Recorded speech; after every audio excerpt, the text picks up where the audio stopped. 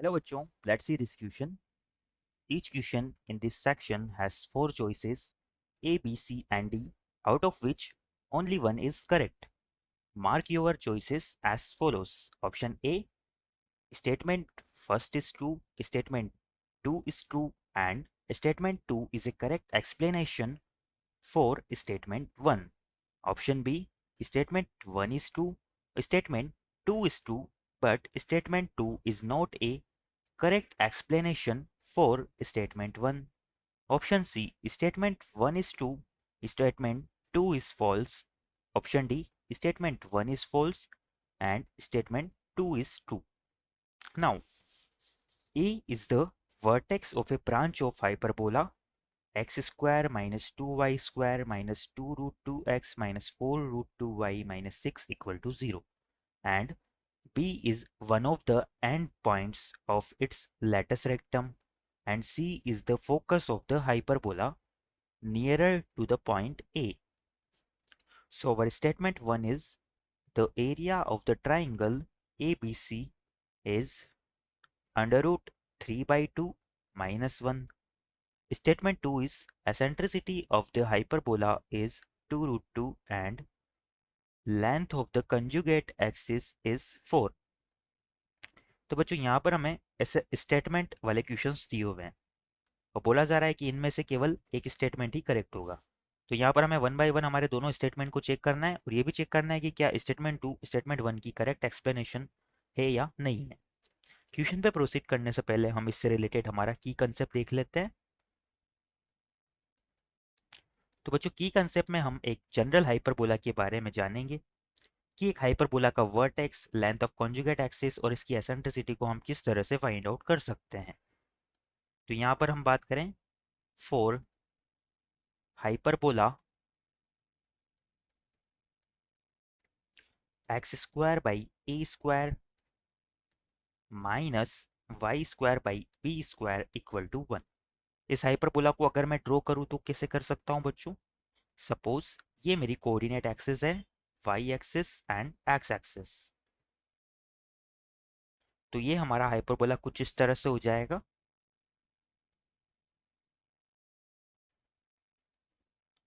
यहाँ पर ये हाइपरबोला इसकी एक्सिस यानी कि एक्स एक्सिस को जिस पॉइंट पर कट करता है, ये हमारे टोटल 2 पॉइंट्स हो जाएंगे इसकी दोनों ब्रांचेस के।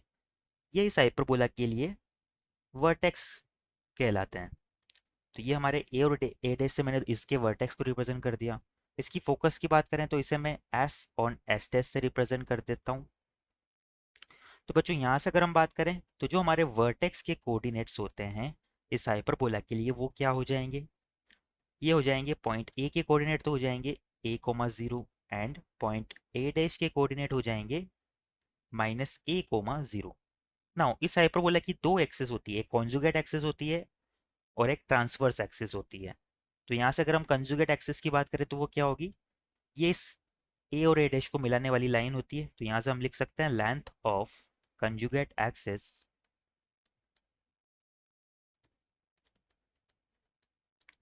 लेंथ ऑफ कंजुगेट एक्सिस ये हमारी इक्वल आ जाती है 2a के। यहाँ से अगर हम बात करें तो इसके फोकस के कोऑर्डिनेट हमारे क्या हो जाएंगे, फोकस जिन्हें हमने एस और एस डैश से रिप्रेजेंट किया है। तो एस के कोऑर्डिनेट तो मेरे हो जाएंगे ए ई कोमा 0 और एस डैश के कोऑर्डिनेट हो जाएंगे minus a e coma 0। Now इस हाइपरबोला के लिए अगर हम एसेंट्रिसिटी की बात करें तो वो किसके इक्वल होगी। तो इसकी एसेंट्रिसिटी जिसे हम ई से रिप्रेजेंट करते हैं वो हमारी इक्वल हो जाती है under root of 1 plus b square by A square के। तो इन सभी कंसेप्ट को माइंड में रखते हुए हम हमारे क्वेश्चन पे आगे प्रोसीड करते हैं। क्वेश्चन में जो हमें हाइपरबोला की इक्वेशन दी हुई है वो कुछ इस तरह से है। Given equation of hyperbola is given equation of hyperbola is x square minus 2y square minus 2 root 2x minus 4 root 2y minus 6 equal to 0। इसे मैं क्या करता हूँ, स्टैंडर्ड फॉर्म में कन्वर्ट करने की कोशिश करता हूँ। तो यहाँ से हम x square minus two root two x, इसे क्या लिख सकते हैं, एक्स माइनस रूट टू का होल स्क्वायर। अगर इसे एक्सपेंड करके देखें तो क्या होगा, x square minus two root two x plus two आएगा, प्लस टू यहाँ पर हमारा एक्स्ट्रा आ रहा है तो यहाँ पर हम क्या करेंगे, लास्ट में माइनस टू कर देंगे। सिमिलरली इस वाई स्क्वायर वाले टर्म को भी हम इसी तरह से राइट डाउन करने की कोशिश करते हैं। तो सबसे पहले तो हम यहाँ से माइनस टू को कर कॉमन ले, तो ये बनेगा ब्रैकेट में y square plus two root two y. तो इसे हम लिख सकते हैं वाई प्लस रूट टू का होल स्क्वायर। नाउ इसे एक्सपेंड करके देखते हैं, तो ये होगा y square plus two root two y, यानी कि two y square minus sign के साथ और minus two minus four root two y, ये तो हमें मिल रहा है। बट एक्स्ट्रा में हमें क्या मिल रहा है, रूट टू का स्क्वायर हो जाएगा टू और ये माइनस टू से मल्टीप्लाई होगा, यानी कि माइनस का फोर एक्स्ट्रा मिल रहा है। तो यहाँ पर हमें प्लस का फोर करना होगा इसे बैलेंस करने के लिए। नाउ जो हमारा कांस्टेंट टर्म है वो है माइनस सिक्स, इक्वल टू हो जाएगा जीरो। इन्हें सिंप्लीफाई करते हुए अगर हम लिखें तो बच्चों यहाँ पर मैं इस हाइपरबोला को स्टैंडर्ड फॉर्म में लिख लेता हूँ। उसके लिए मुझे क्या करना होगा, कांस्टेंट टर्म को आरएचएस में लाते हुए इन दोनों से डिवाइड कर देंगे। तो इसे हम लिख सकते हैं एक्स माइनस रूट टू का whole square minus two times of y plus root two का होल स्क्वायर इक्वल टू मेरा हो जाएगा फोर। इस फोर को मैं डिवाइड कर देता हूँ इस साइड में, तो यहाँ से हम क्या लिख सकते हैं, एक्स माइनस रूट टू का होल स्क्वायर डिवाइड हो जाएगा फोर से, माइनस यहाँ पर फोर से डिवाइड करेंगे तो क्या होगा, टू से फोर टू टाइम्स कैंसिल हो जाएगा। तो ये हमारा हो जाएगा y plus root two by two का वाई प्लस रूट टू का whole square divide by two equal to हो जाएगा वन। तो ये हमने हाइपरबोला को स्टैंडर्ड फॉर्म में कन्वर्ट कर लिया है। नाउ इसके लिए हम one by one centre vertex, इसके फोकस और लेटेस्ट रेक्टम को राइट डाउन करने की कोशिश करते हैं। तो बच्चों यहाँ से हम लिख सकते हैं कि इस हाइपरबोला के लिए जो मेरा सेंटर है वो क्या हो जाएगा, सेंटर मेरा हो जाएगा root two comma minus root to.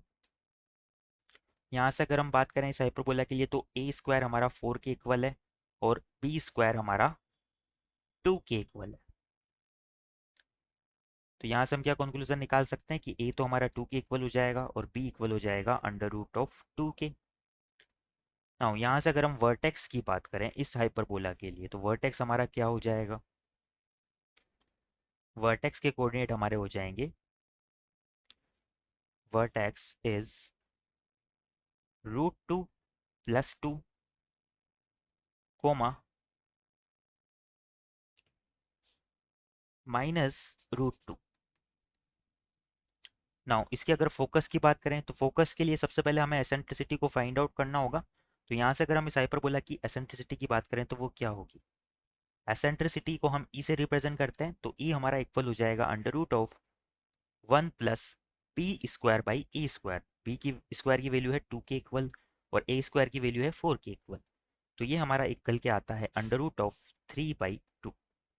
ये हमारी इस हाइपरबोला की एसेंट्रिसिटी आ चुकी है। नाउ इसकी अगर हम फोकस की बात करें तो वो क्या हो जाएगा, फोकस हमारा होता है plus minus a e comma zero, but यहाँ पर जो सेंटर है वो root two comma minus root two है, तो इसका भी इफेक्ट यहाँ पर पड़ेगा। तो ये हो जाएगा रूट टू। और अगर ए ई की बात करें हम तो ए को जब हम यहाँ से मल्टीप्लाई करेंगे तो ये अंडर रूट ऑफ सिक्स बनेगा, टू को जब under root three by two से मल्टीप्लाई करेंगे तो ए ई हमारा कितना आ जाएगा, two into under root three by two which is equal to under root six. तो यहाँ से हम लिख सकते हैं root two plus root six. और वाई कोऑर्डिनेट क्या हो जाएगा, वाई कोऑर्डिनेट हमारा हो जाएगा माइनस ऑफ रूट टू, क्योंकि सेंटर का वाई कोऑर्डिनेट है minus root two. Now next बात हम करते हैं इस पैराबोला के लिए लेटस रेक्टम की। तो यहाँ से अगर हम लेटस रेक्टम की बात करें तो इस लेटस रेक्टम के कोऑर्डिनेट हमारे क्या हो जाएंगे, तो एक्स कोऑर्डिनेट तो हमारा फोकस के ही सिमिलर होगा, root two plus root six. और वाई कोऑर्डिनेट क्या होता है, बी बाई ए होता है। तो बी यहाँ पर है रूट टू और ए यहाँ पर है, सॉरी बी स्क्वायर बाई ए होता है। तो बी स्क्वायर हमारा टू के इक्वल है और ए भी टू के इक्वल है, तो ये हो जाएगा वन। बट यहाँ पर सेंटर का वाई कोऑर्डिनेट है माइनस रूट टू, तो इसका भी इफेक्ट यहाँ पर पड़ेगा।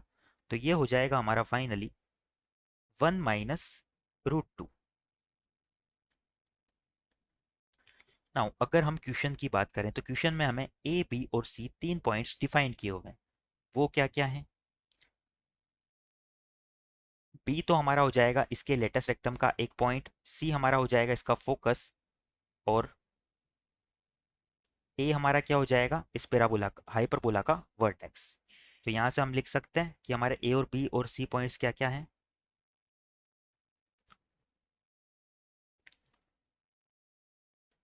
तो बच्चों यहाँ से अगर हम हमारे पॉइंट ए की बात करें तो पॉइंट ए को तो वर्टेक्स बोला हुआ था, तो ये वर्टेक्स के कोऑर्डिनेट हो जाएंगे।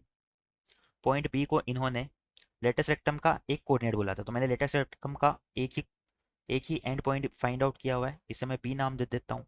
और अगर हम सी की बात करें तो सी हमारा फोकस है, तो ये सी हमारा फोकस हो जाएगा।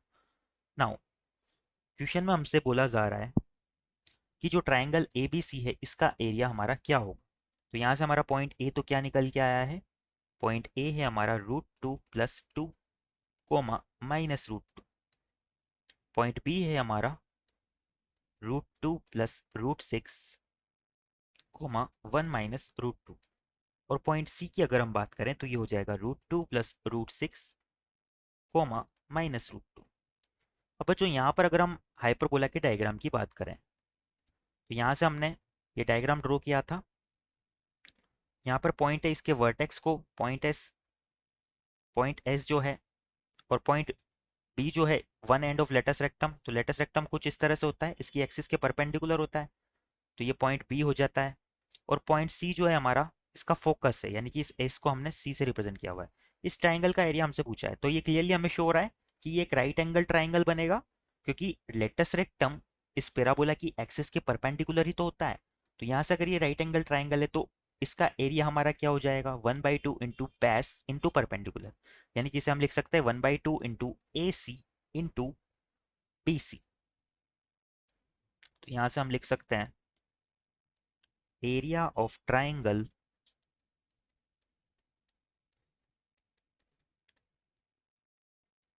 ABC is equal to 1/2 into a c into b c. बच्चों यहाँ से अगर हम ए सी की बात करें तो ए सी हमारा कितना आ जाएगा, तो ए सी को हम फाइंड आउट कर लेते हैं। ये हो जाएगा √(x2 - x1) का whole square plus (y2 - y1) का होल स्क्वायर। तो ये हमारा निकल के आएगा √6 - 2।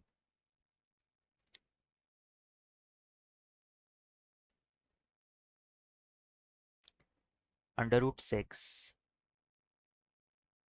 -2 इंटू 1/2। और बी सी की अगर बात करें तो बी सी हमारा कितना आ जाएगा, तो यहाँ से भी हम फाइंड आउट कर सकते हैं।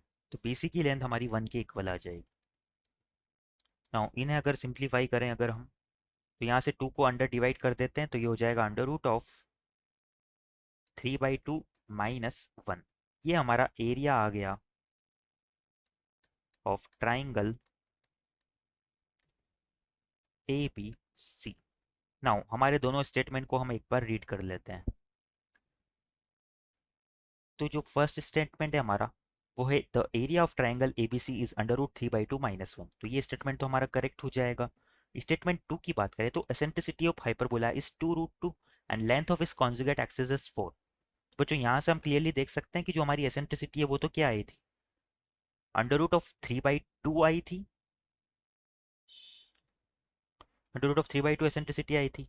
और लेंथ ऑफ कॉन्जुगेट एक्सिस हमारी क्या हो जाएगी, 4 के इक्वल हो जाएगी। तो लेंथ ऑफ कॉन्जुगेट एक्सिस तो सही है, बट एसेंट्रिसिटी हमारी करेक्ट नहीं है यहाँ पर, तो स्टेटमेंट 2 हमारा क्या हो जाएगा, रॉन्ग हो जाएगा। तो यहाँ से हमारा इस क्वेश्चन का क्या आंसर हो जाएगा, statement 1 is true and statement 2 is false, यानी कि ऑप्शन सी हमारा इस क्वेश्चन के रिगार्डिंग करेक्ट हो जाएगा। तो यहाँ से हम लिख सकते हैं